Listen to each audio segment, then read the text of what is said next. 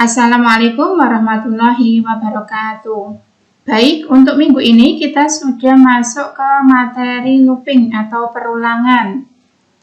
Untuk looping atau perulangan ini merupakan salah satu dari statement kontrol, di mana untuk minggu sebelumnya teman-teman sudah mempelajari tentang percabangan. Nah, ini untuk statement kontrol berikutnya, terutama di dalam dasar pemrograman, adalah statement looping atau perulangan, di mana kita bisa melakukan coding dengan menggunakan statement yang terdapat dalam looping atau perulangan ini. Nah, berikut adalah contoh kasus-kasus sederhana di dalam looping atau perulangan. Yang pertama, ada program mencetak kata hore sebanyak 10 kali. Program mencetak deret 1, 2, 3, 4, 5, dan seterusnya, serta program mencetak bilangan ganjil dari 1 sampai dengan 100. Pada contoh yang pertama, misalkan program mencetak kata hore sebanyak 10 kali. Bisa dibayangkan kesulitan yang dialami jika dilakukan penulisan program secara manual.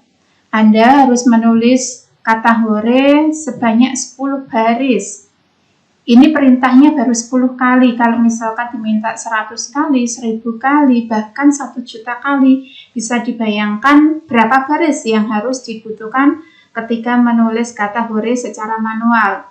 Nah, ini bisa dipangkas, bisa disederhanakan dengan menggunakan statement kontrol perulangan atau looping. Demikian juga untuk contoh kedua dan ketiga. Perulangan atau loop adalah suatu proses di dalam program yang dapat mengeksekusi satu atau beberapa statement yang sama secara berulang sampai dengan ditemukan kondisi untuk berhenti. Digunakan untuk menghasilkan perulangan sejumlah kali yang dispesifikasikan. Maksudnya sudah ditentukan berapa jumlah perulangan yang akan dilakukan.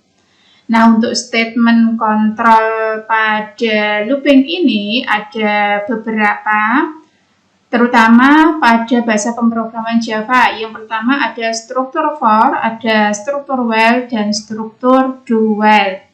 Baik, akan saya jelaskan satu persatu. Yang pertama ada struktur for. Struktur for sendiri digunakan untuk melakukan pengulangan yang banyaknya sudah pasti atau sudah diketahui sebelumnya. Untuk secara format penulisan secara umum bisa dilihat pada layar, yaitu yang pertama ada kata for. For dalam kurung berisi yang pertama adalah inisialisasi. Kemudian titik koma kondisi, titik koma iterasi. Maksudnya inisialisasi ini adalah misalkan kita memberikan pemberian nama untuk variabel yang digunakan perulangan. Misalkan I kondisinya bagaimana? Kondisinya ini sesuai dengan jumlah perulangan yang ditentukan. Misal kita ingin mencetak kata hore sebanyak 10 kali. Maka inisialisasinya bisa kita isi dengan I kurang dari I sama dengan, misalkan I sama dengan 1. Kondisinya adalah kita isi kurang dari 11 karena kita akan mencetak sebanyak 10 kali. Jadi nilai I sama dengan 1 sampai dengan I kurang dari 11. Kemudian iterasi ini digunakan untuk perulangan, adalah kita isi misalkan I++, yaitu menambah sejumlah 1. Maksudnya kita ulang lagi sebanyak berapa kondisi nilai akhirnya. Jadi proses penambahan 1 itu adalah iterasi. Kemudian di bawahnya kita lakukan atau kita tulis statement yang akan diulang. Kalau tadi contohnya adalah mencetak kata hore, maka statement yang akan diulang adalah mencetak kata hore. Itu untuk format penulisan secara umum pada struktur for. Untuk flowchart-nya bisa digambarkan dengan sebagai berikut.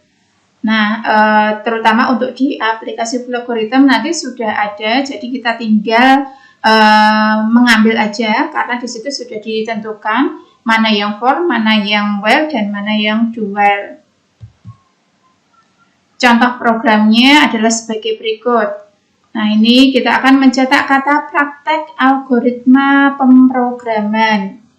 Nah, ini for in i sama dengan 0, ini adalah inisialisasinya. Kemudian i kurang dari 10 ini adalah kondisinya. Kemudian i++ ini adalah iterasinya. Kemudian sistem out println praktek algoritma pemrograman ini mencetak statement yang akan diulang. Jadi nanti kalau kita jalankan, kita akan mencetak praktek algoritma pemrograman sebanyak 10 baris. Karena nilai awalnya ini dimulai dari 0, kemudian nilai akhirnya atau kondisinya i kurang dari 10 berarti 9. 0 sampai ke 9 itu adalah 10 kali. Untuk pemberian nilai awal ini boleh sesuai dengan kebutuhan. Misalkan tidak harus dimulai dari 0, kita mulai dari angka 1 atau angka 2 juga boleh, asalkan jumlah nilai akhirnya kondisinya ini ditentukan berapa kali jumlah perulangannya. Yang kedua, untuk statement perulangan yang kedua ada struktur while. Merupakan jenis pengulangan yang mendefinisikan kondisi di awal blok.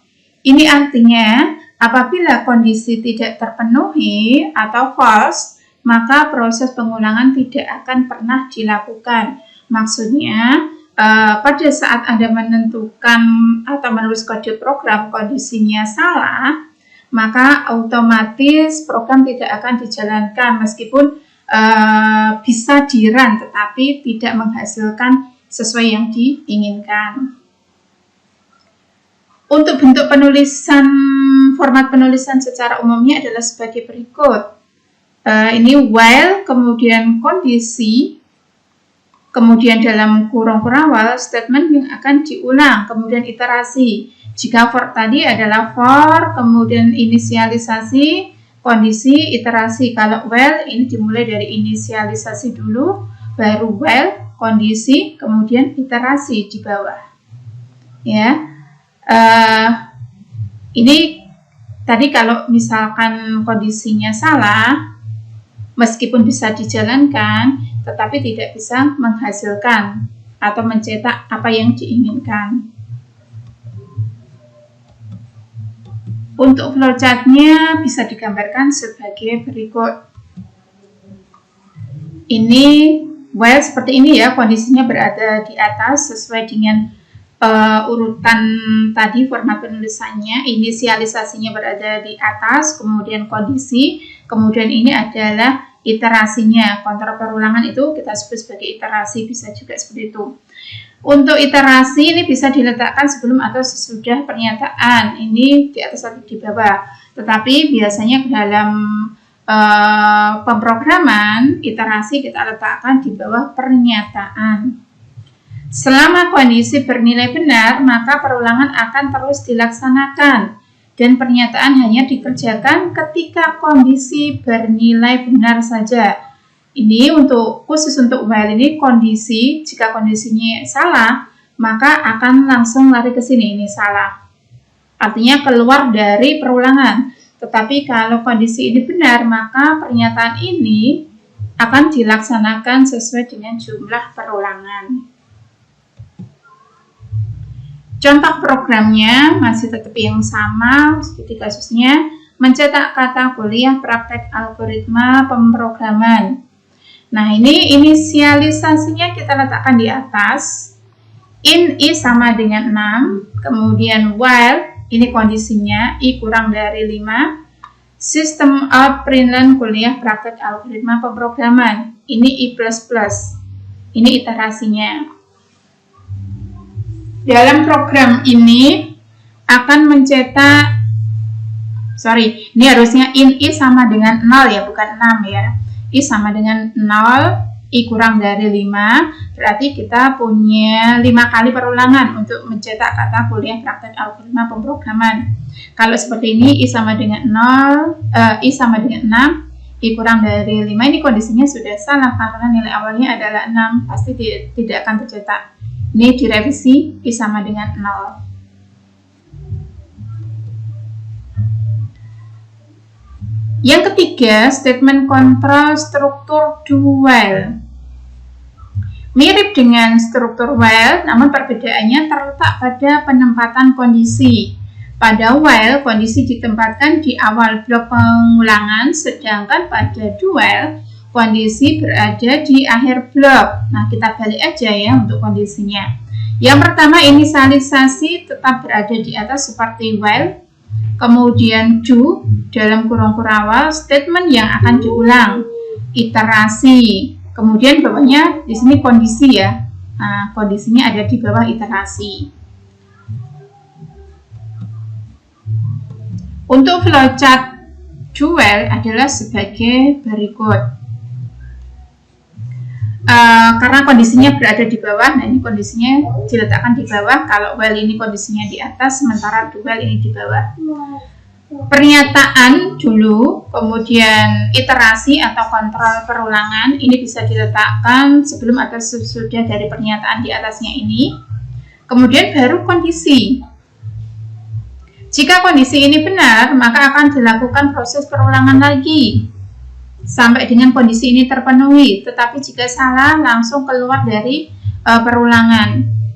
Nah, keistimewaan dari dual ini, misalkan kondisi di sini bernilai salah, paling tidak pernyataan tetap ini akan dilaksanakan minimal 1 kali. Jadi kan ini kayak gini ya, ini sini pernyataan, kontrol perulangan, baru ada kondisi. Jadi kalau misalkan kondisi ini salah, kita tetap sudah melaksanakan ini sekali. Nah, itu untuk dual. Tetapi kalau while, kondisi salah karena posisinya di atas, maka dia tidak akan mencetak apapun. Sementara kalau dual, meskipun kondisinya salah, kita bisa melaksanakan looping ini sebanyak sekali. Itu perbedaan antara while and dual. Contoh programnya. Ini in I sama dengan 0 ya, ini harusnya I sama dengan 0. Do system out println, mahasiswa sistem informasi I++, while I kurang dari 5. In I sama dengan 0 ini adalah inisialisasinya. Kemudian do ini adalah pernyataannya, yaitu mencetak mahasiswa sistem informasi. Kemudian I++ ini adalah iterasinya, while I kurang dari 5 ini adalah kondisinya. Jadi untuk dual ini tetap akan dilaksanakan meskipun kondisi ini salah. Contoh kondisi salah itu gimana, Bu? Misalkan I lebih dari 5. Padahal kan nilai awalnya adalah 0 ya. Ini 0 ya, teman-teman ya. Contoh kondisi salah, I kurang dari I lebih dari 5 itu kan kondisi yang salah. Jadi tetap dilakukan proses print output 1 kali, kemudian keluar. Tetapi kalau kondisi ini benar ya akan tetap dilaksanakan sebanyak sejumlah kondisi ini. Nilai awalnya adalah 0, nilai akhirnya kurang dari 5, yaitu 4. Berarti ada 5 kali cetak output mahasiswa sistem informasi. I++ di sini itu iterasi ya teman-teman ya. Artinya I++ itu adalah menambah 1. I plus 1. Dalam pemrograman itu disingkat dalam I++. Dulu pada pengenalan variabel itu sudah ada di materinya. I++ artinya I plus 1. Selanjutnya ada juga yang namanya perulangan bersarang.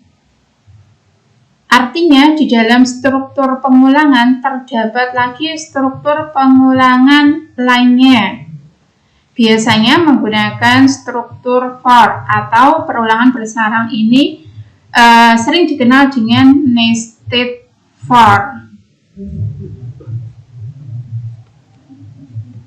Nah, ini contoh untuk perulangan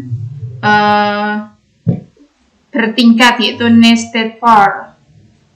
Misalkan, nah di sini kita akan mencetak angka 1, 1, 2, 1, 2, 3, 1, 2, 3, 4, 1, 2, 3, 4, 5 membentuk segitiga. Bisa juga membentuk diamond atau yang lainnya. Nah, kalau teman-teman searching Google, itu akan mendapatkan beberapa contoh tampilan untuk studi kasus pada for bertingkat atau nested for. Ini tampilan yang ini biasanya pada menggunakan C++, bahasa pemrograman C++. Akan kelihatan modelnya, ya, ini membentuk segitiga atau membentuk bisa juga piramid. Tapi kalau di dalam logaritm, kalau dijalankan jadinya seperti ini nih. 1, 1, 1, 1, 2, 1, 2, 3, 1, 2, 3, 4, 1, 2, 3, 4, 5. Nah, ini untuk flowchartnya. Di dalam nested for atau for bertingkat sendiri, cara membacanya adalah perulangan yang ada di dalam dulu. Nah, ini perulangan yang ada di dalam dulu. Baru keluar perulangan yang berikutnya. Misalkan di dalam perulangan, ada perulangan lagi ya. Nah, maka yang dibaca adalah yang paling dalam dulu, baru keluar. Itu untuk nested for. Contoh seperti ini. Ini ada dua perulangan. Perulangan yang pertama, A sama dengan 1 itu 5. Berarti kita lakukan proses perulangan dari variabel A sebanyak 5 kali. Kemudian proses perulangan variabel B sebanyak 1 to A. Nah, A-nya berapa? Jika A nilainya 1, berarti perulangan B ini adalah 1. Jika A nilainya 2, berarti perulangan B ini adalah 1, 2. Jika A nilainya 3, berarti perulangan B di sini adalah 1, 2, 3. Begitu seterusnya. Nah, ini output B.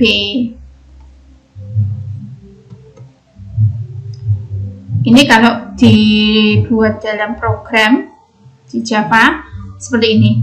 For in I sama dengan 1, kondisinya I kurang dari sama dengan 5, I plus plus. Kemudian di bawahnya lagi, jangan lupa dikasih kurung-kurung awal terbuka. For in J sama dengan 1, J kurang dari sama dengan I ya. Jangan di sini dikasih nilai, misalkan J kurang dari sama dengan 5. Nanti ya tidak ada fungsinya untuk perulangan yang pertama ini. J sama dengan 1, J kurang dari sama dengan I. I ini nilainya berapa nanti? Kan 1 sampai dengan 5 ya. Jika nanti J-nya, I-nya nilainya 1, maka yang tercetak sistem outprint I kali J, hasilnya akan ditampilkan.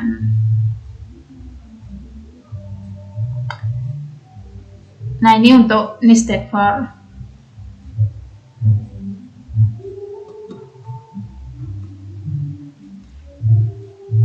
Pernyataan tambahan di dalam looping ini ada break dan continue.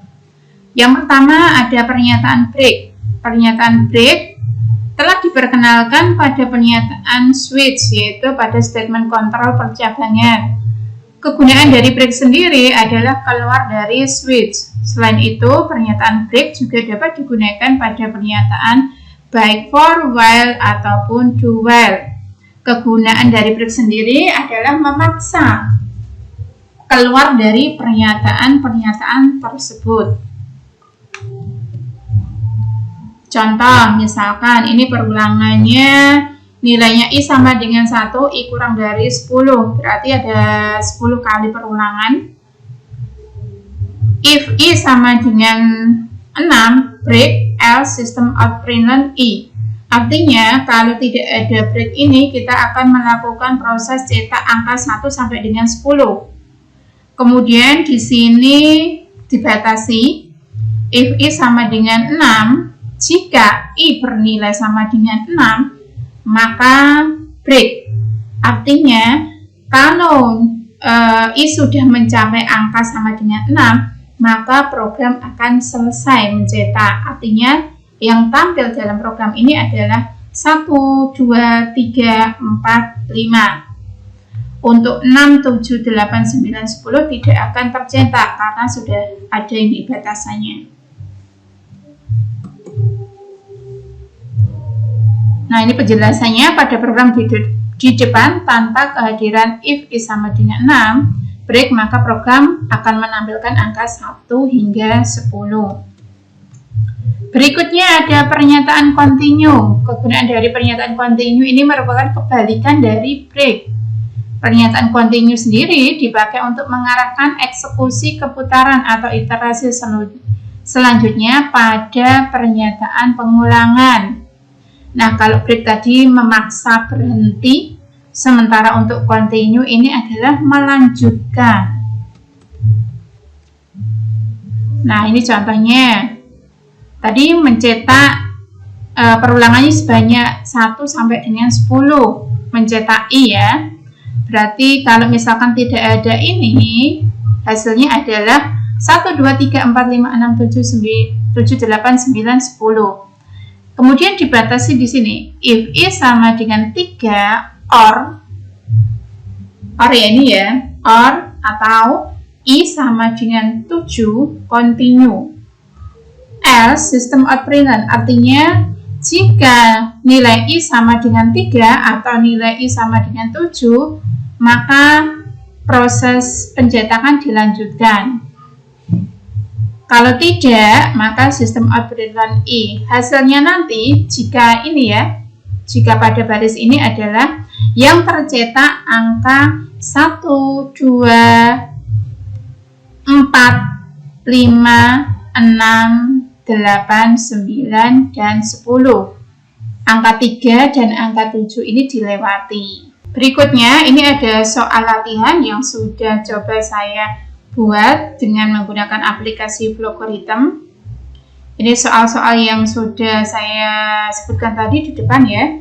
Mencetak kata hore sebanyak 10 kali. Ini menggunakan perulangan for. Ini inisialisasinya, ini pemberian atau pengenalan dari variabel. Ini kalau teman-teman pada Flowrhythm mengambil looping for, nah modelnya seperti ini. A sama dengan 1 to 5. Kemudian output mencetak hore. Selanjutnya ada program mencetak deret angka 1 sampai dengan 5. Ini menggunakan perulangan do while ya, do while karena kondisinya berada di bawah. Ini inisialisasinya, kemudian ini iterasi, dan ini adalah kondisinya. Jadi ini pakai do while. Kemudian mencetak bilangan ganjil dari angka 1 sampai dengan 100. Nah, kalau ini menggunakan looping while karena kondisinya berada di atas ya, kondisinya berada di atas. Ini inisialisasi kondisi, kemudian ini iterasinya. Dan ini tugas untuk teman-teman, tidak perlu dikumpulkan ya, cukup tetap dikerjakan ya teman-teman ya. Coba untuk mengerjakan, membuat flowchart sekaligus coba dibuat untuk program aplikasinya. Yang pertama, pengembangan dari contoh tadi, mencetak hasil perhitungan dari 1 plus 2 plus 3 plus 4 plus 5. Hasilnya berapa? Kemudian flowchart untuk menghitung rata-rata sejumlah N data. Misalkan kita punya data sebanyak 5. Berarti ini ada inputnya juga ya. Misalkan kita punya data sebanyak 5, kemudian data pertama berapa, data kedua berapa, data kelima berapa. Kemudian cari rata-ratanya. Flowchart untuk mencari bilangan terbesar dari 5 bilangan yang diinputkan. Nah, kita punya data dari 5 bilangan, mana yang paling besar? Misalkan ini juga inputan. Data pertama, data bilangan pertama berapa, data bilangan kelima berapa, kemudian cari bilangan yang paling besar. Nah, itu tadi yang bisa saya sampaikan untuk materi looping. Silahkan teman-teman bisa mencoba membuat flowchart menggunakan aplikasi Flowgorithms dan coba untuk dibuat program aplikasinya juga menggunakan Java. Oke, selanjutnya untuk pertemuan berikutnya nanti akan saya kasih soal latihan yang masih berhubungan dengan materi looping atau perulangan. Berikut akan saya berikan contoh untuk looping menggunakan aplikasi Flowgorithms. Contoh kasusnya misalkan akan mencetak angka 1 sampai dengan 5, direct angka 1 sampai dengan 5. Ini default awal pada tampilan Flowgorithms, kemudian klik pada anak panah ke bawah, kemudian tambahkan declare. Misalkan di sini kita butuh variabel i, tipenya integer, karena ini digunakan untuk perulangan 1, 2, 3, 4, 5, jadi tipenya adalah integer. Kemudian perulangan yang pertama ini akan saya buat menggunakan for, ya. Nah, di sini sudah ada grup pada looping, simbol looping. Yang pertama menggunakan while, for, dan do. Oke, saya pakai yang for terlebih dahulu. Nah, seperti ini. Kemudian pada for ini silakan bisa diklik. Nah, muncul variabel kita isi dengan i, karena kita sudah tentukan di awal tadi adalah i. Start value-nya kita mulai dari inisialisasinya atau harga awalnya. Misalkan kita mulai dari angka 1 atau angka 0 atau angka selain 0 dan 1 juga boleh, ya. Kemudian end value-nya nilai akhirnya, misalkan tadi karena mencetak direct angka 1 sampai dengan 5, ini 5. Direction-nya ini increasing, ya. Increasing itu berarti naik 1-1. Kalau misalkan diambil decreasing berarti penurunan. Nanti tidak i++ tetapi i min. Nah, ini increasing, kemudian step by. Nah, ini 1, berarti nambah 1-1 begitu. Kalau misalkan mau 2, ya ini tinggal 2. Kalau 2 nanti nambah 2, ya. Ini 1, kemudian klik OK. Nah, ini i sama dengan 1 to 5. Kemudian pada anak panah ini, yang next ini kita klik. Nah, kita tambahkan outputnya. Outputnya adalah mencetak i. Oke. Nah, coba kita jalankan, ya.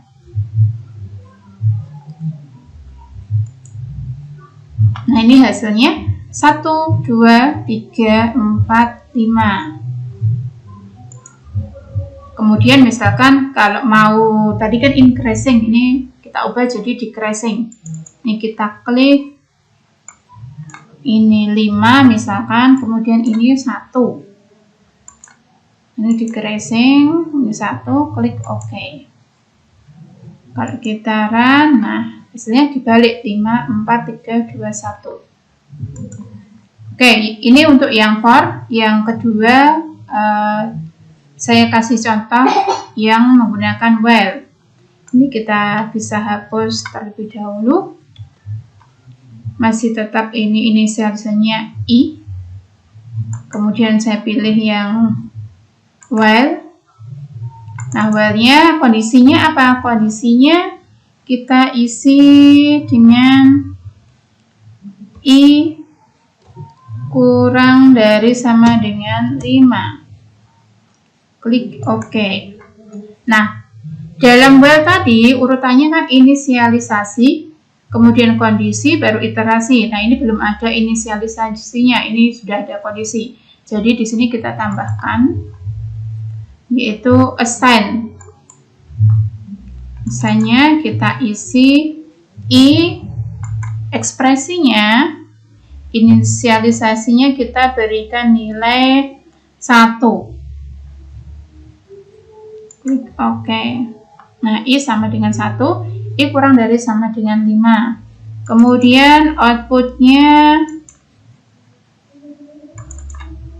cetak I, klik OK. Ini inisialisasi kondisi, kemudian iterasi, jangan lupa tambahkan iterasinya, yaitu pada simbol assign.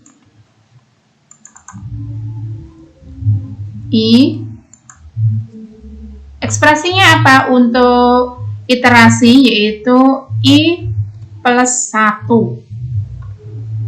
I plus plus itu artinya adalah I plus 1. Klik OK. Nah, seperti ini. Kalau sudah, coba kita jalankan. 1, 2, 3, 4, 5. Nah, ini sudah berhasil untuk while-nya. Sekarang kita coba ke statement yang lain menggunakan do while. Nah, ini kita hapus. Ini inisialisasinya tetap di atas. Kemudian kita gunakan do while. Nah, pada do while ini inisialisasi, kemudian baru pernyataan dan kondisi. Pernyataannya kita isi terlebih dahulu. Output, misalkan outputnya adalah I. Kemudian iterasinya send I sama dengan I plus 1. Klik OK. Ini boleh diletakkan di atas atau di bawah output ya, untuk iterasinya. Nah, sementara untuk do-nya atau kondisinya kita isi dengan I kurang dari sama dengan 5. Klik OK. Nah, coba kita jalankan. 1, 2, 3, 4, 5. Oke, sudah benar.